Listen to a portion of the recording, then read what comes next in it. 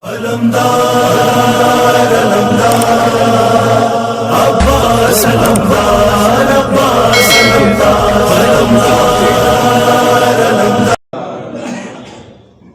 کر رہا ہوں کہ امام کا تذکرہ بھی ہو اور مولوی کے فقہی مسائل بیان کرنے کی ذمہ داری بھی پوری ہو۔ چند ہفتوں پہلے کسی گفتگو میں نے آپ کی خدمت میں عرض کی تھی، اسلام میں ایک طریقہ ایلا و زہار کا مسئلہ ہے۔ ایلا عرب میں جاہلانہ ایک طریقہ تھا، قسم کھاتے تھے کہ بیوی کا حق ادا نہیں کریں گے اور طلاق دے کر اس کی جان بھی نہیں چھوڑتے تھے۔ گویا کچھ ہمارے مومنین بھی اسی جہالت پر عمل کرتے ہیں۔ ناراضگی ہوئی، اسے تو کبھی طلاق نہیں دوں گا، بیچاری کو لٹکا کر رکھا ہے، اور نہ شرعی طریقے سے اسے حق زوجیت ادا کر کے بیوی بناتے ہیں، نہ اسے طلاق دے کر اگلے مرحلے کے لیے آزاد کرتے ہیں۔ دونوں باتیں شریعت میں ناپسند ہیں۔ زہار میں ناراضگی ہوتی تھی، بیوی سے کہتے تم میرے لیے میری ماں کی طرح سے، پھر وہی ضد کرنا کہ اب تمہیں بیوی نہیں بناؤں گا۔ شریعت مقدسہ نے دونوں کے لیے کفارہ واجب کیا ہے۔ اگر کفارہ دینے میں ضد اور عناد میں کام کرے، عناد پر اتر آئے، تو حاکم شرع، ظاہر ہے ہم حاکم شرع سے جب بھی نام لیتے ہیں اولا نبی اور امام ہوتا ہے، اگر نہ ہو تو غیبت کبریٰ میں نائب امام حاکم شرع ہوا کرتا ہے۔ وہ زبردستی طلاق دے کر اس عورت کو آزاد کرنا چاہیے، حکم یہ ہے۔ لیکن اگر وہ 3 سے 4 مہینے کے اندر مہلت دی جائے گی، اسے تاکید کی جائے گی۔ روایات میں، احادیث میں معصومین کا فرمان ہے کہ ضرورت پڑے تو جیل میں ڈالا جائے گا، اس کے کھانے پینے کی چیز روک کر اسے تنگ کیا جائے گا تاکہ کسی ایک طرف پر فیصلہ کرے، یا طلاق دے یا اسے بیوی بنائے۔ یہ اگلے مسئلے کے لیے میں نے مقدمتاً آپ کی خدمت میں عرض کی۔ ہاں، اگر کفارہ ادا کرے، گویا توبہ کیا، جرمانہ ادا کیا، پھر بقیہ حصے اسے زندگی میں بیوی بنا کر زندگی گزار سکتا ہے۔ یحییٰ ابن اقسم سے میرے نو امام محمد تقی علیہ السلام کا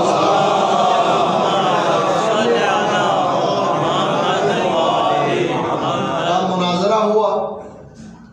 میں یہ واقعہ تھوڑا سا ڈرتے اس لیے پیش کر رہا ہوں کہ جب پچھلی مرتبہ میں نے یہ واقعہ نقل کیا تو مجھے نہیں معلوم وہ صاحب یہاں موجود ہیں، یعنی ایک صاحب نے کہا مولویوں کو یحییٰ ابن اقسم کے واقعے کے علاوہ کچھ آتا بھی ہے۔ فرض کریں انہوں نے سن لیا تھا تو ہم نے بیان کیا، اس کا مطلب یہ ہے کہ کہتے بس یہ ہمیشہ یہی سناتے اور کچھ نہیں۔ اگر ایسا ہی ہے تو میں 10 بندے آپ کو دکھاتا ہوں جن کو یحییٰ ابن اقسم کا نام بھی نہیں پتہ۔ پھر نسل نو کو امام کی تاریخ بتانے، امام کا معجزہ بتانے اور امام کے علمی کمال بتانے کا طریقہ یہی ہے کہ وقتاً فوقتاً وہ باتیں جو آپ نے سن رکھی ہوں گی، آپ کی زندگی، آپ کا تجربہ بہتر ہوگا، لیکن سب کو تو معلوم نہیں، بیان کرنا ہوتا ہے۔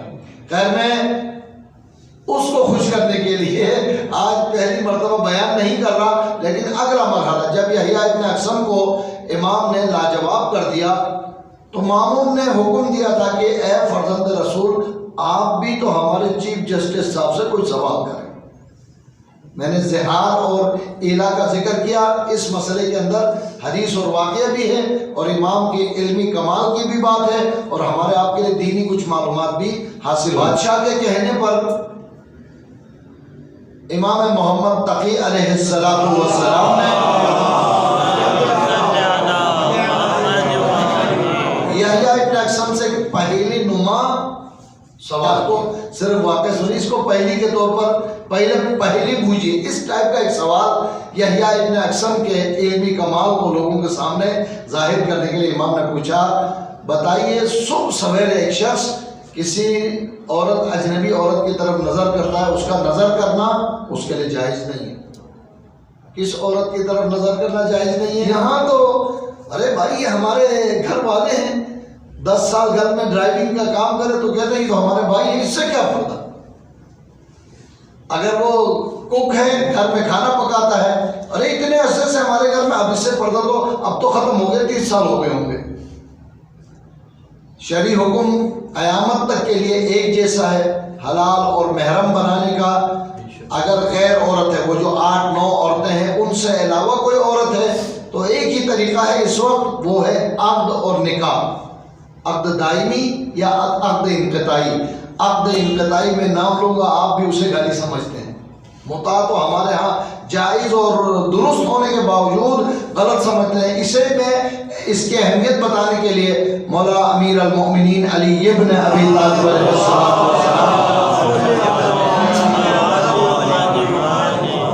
فرمان آپ کی خدمت میں عرض کرتا ہوں، آپ کا مسکرانا بتاتا ہے کہ معاملہ گڑبڑ ہے۔ امام فرماتے ہیں فلاں نے اگر متع کو حرام نہ کیا ہوتا، قیامت تک سوائے بد نصیب انسان کے کوئی زنا نہ کرتا۔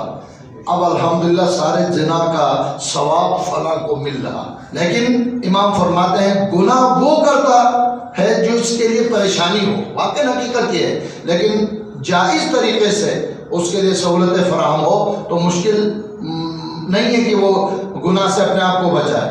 غرض نکاح کے علاوہ کوئی محرم نہیں ہے، پھر یا تو ماں ہے، بہن ہے، پھوپھی ہے، خالہ ہے، بیوی ہے، ساس ہے، اسی طرح سے کچھ اور رشتہ داریاں بن جاتی ہیں، ان کے علاوہ باقی سب نامحرم ہیں۔ اس کی طرف دیکھنا نہ حرام تھا۔ چاشت کے وقت نہیں معلوم، مکمل اندازہ مجھے بھی نہیں، لگ بھگ 11 بجے سے لے کر ظہر تک کے وقت کو چاشت کا وقت کہتے ہیں۔ فرماتے ہیں چاشت کے وقت اس کے لیے اس عورت کو دیکھنا حلال ہو گیا، ظہر کے وقت حرام ہو گیا۔ یحییٰ ابن اقسم دیکھ رہا ہے کیا حرام کیا حلال ہو رہا ہے، اور پھر عصر کے وقت اس کے لیے حلال ہو گیا، دیکھنا حلال ہو گیا۔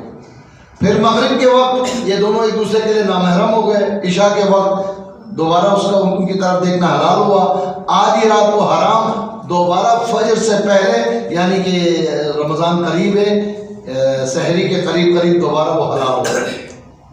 وہ بیچارے کو کتنا حلال کتنا حرام نہیں سمجھ میں آیا، کیا جواب دیتا؟ فرزند رسول میرے ساتھ مذاق نہ کرو۔ امام علیہ السلام نے فرمایا کوئی مذاق نہیں، شریعت کے سنجیدہ احکامات ہیں۔ ایک خاتون کسی اور کی کنیز تھی، اس شخص نے ان کی طرف نظر کی، اس کے لیے نظر کرنا درست نہیں تھا۔ بیڑ بکری جانور پسند آتا تو جا کر مالک سے پوچھتے ہو نا کتنے کا بیچتے ہو، کیا قیمت ہے۔ پرانے زمانے میں غلام کنیز کا یہی سلسلہ تھا، اس نے اس کی قیمت ادا کی، خرید لیا، 11 بجے اس کے لیے حلال ہو گئی۔ خریدنا نکاح کی طرح سے ہوتا تھا، اب تو پریشان نہیں ہونا۔ اور دوسرا، جب دوپہر اس کے پاس آ گئی تو کنیز کے ساتھ تھوڑا سا مایوب سمجھا جاتا تھا، اس نے آزاد کر لیا۔ جب آزاد کر لیا تو سمجھو طلاق کی طرح وہ دونوں نامحرم ہو گئے۔ اور جب دوبارہ اس نے پتہ نہیں شاکر صاحب کو بلایا کس کو بلایا، نکاح پڑھوا دیا، حلال ہو گئی۔ جب بیوی ہو گئی تو پھر تو جائے انبن ضروری ہے، لڑائی جھگڑا، عصر کے وقت دوبارہ طلاق ہو گئی۔ مولوی صاحب نے دوبارہ شام کو تھوڑی سی کمپرومائز کرا دی، انہوں نے طلاق رجعی میں رجوع کیا، حلال ہو گئی۔ آدھی رات کو جو مسئلہ سب سے پہلے بتایا تھا اس نے زہار کیا، ظاہر امی، یہ باقاعدہ صیغہ ہے، اس کے بغیر جب یہ مسئلہ بیان ہوتا ہے نا نوجوان پریشان ہوتے ہیں۔ میں نے کہیں بیوی سے زہار تو نہیں ہے، میں نے کہا آپ کیوں پریشان ہو رہے ہیں، یہ باقاعدہ عربی صیغے میں ہوتا ہے۔ تو اس نے سکھ کر سانس لے کہ چلو میں بچ گیا، ورنہ تو وہ سمجھ رہا تھا کہ میرا زہار ہو چکا ہے۔ نہیں، ایسا مسئلہ نہیں ہے۔ تو اس نے زہار کیا، حرام ہو گئی، اور آدھی رات کے وقت کفارہ ادا کیا، دوبارہ اس کے لیے حلال ہو گئی۔ 6 مرتبہ حلال اور حرام ہے۔ یحییٰ ابن اقسم امام کے جواب سے انتہائی متاثر ہوا۔